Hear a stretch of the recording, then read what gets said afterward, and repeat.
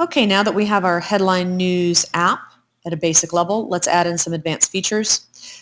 We need to add some sort of a background that's more relevant than simply this textured pattern. So what I'd like you to do is search in Google Images something like headline news images, find something you like. I really like this one right here. View the image, control click and copy the image, okay?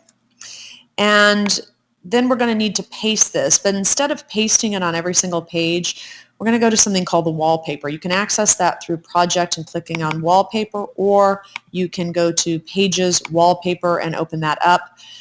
What you'll need to do then is simply Control-click on the background and say Paste.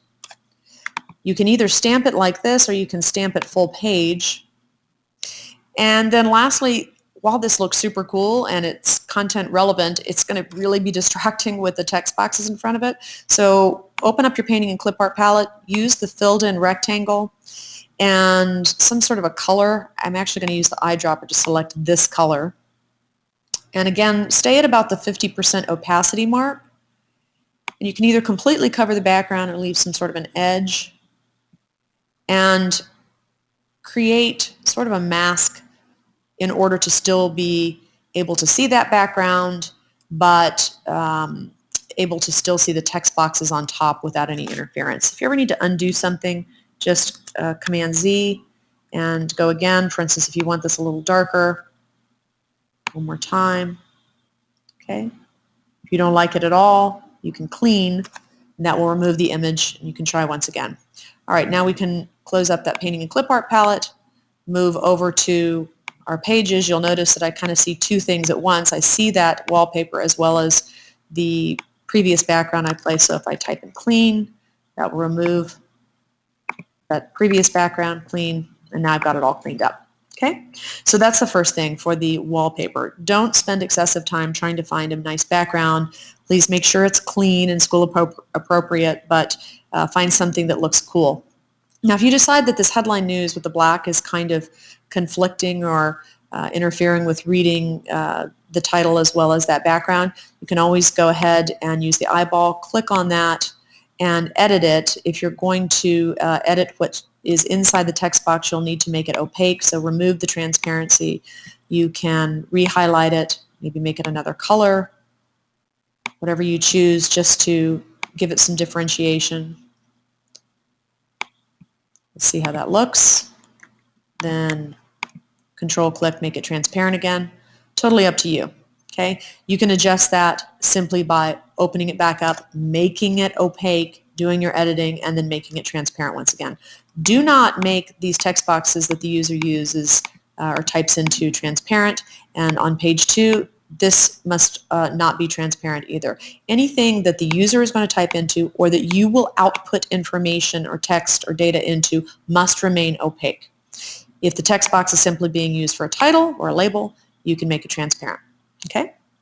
Now, second thing we want to do is make it so that when the user is moving between the two pages, typing in information and then seeing the headline, they have a cool transition. So go to Pages, Transitions, and we can select any transition. I like the push transition, so I'm going to do push left on this first page and push right on the second page.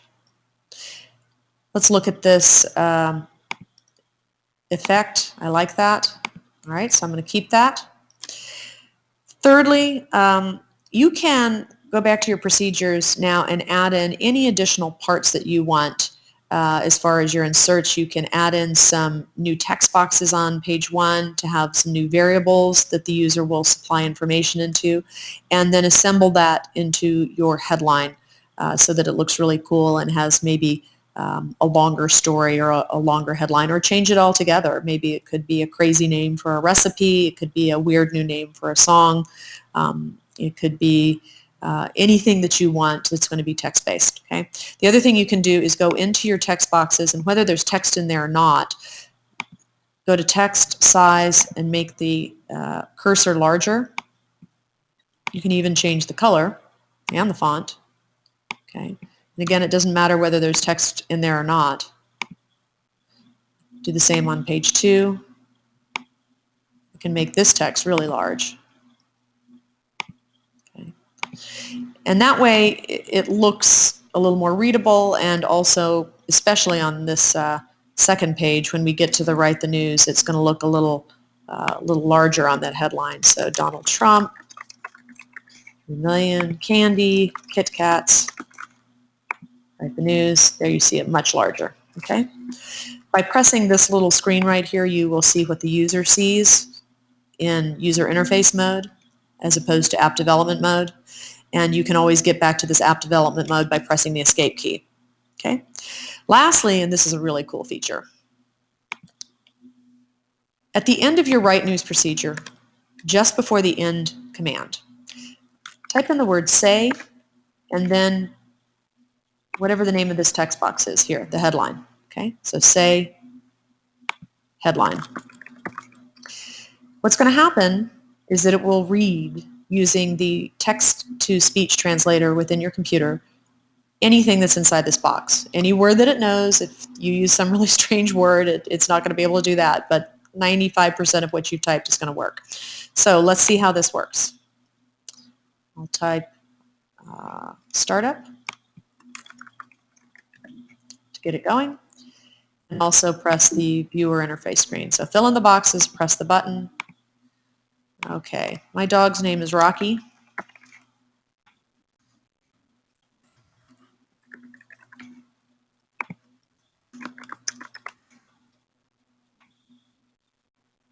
Belt paparazzi with 4 zillion M&Ms. M&Ms. Well, it was close. So those are some additional features that you can add into your app for the headline news. Don't forget to save and add as many as you can in the time you have remaining. Good luck.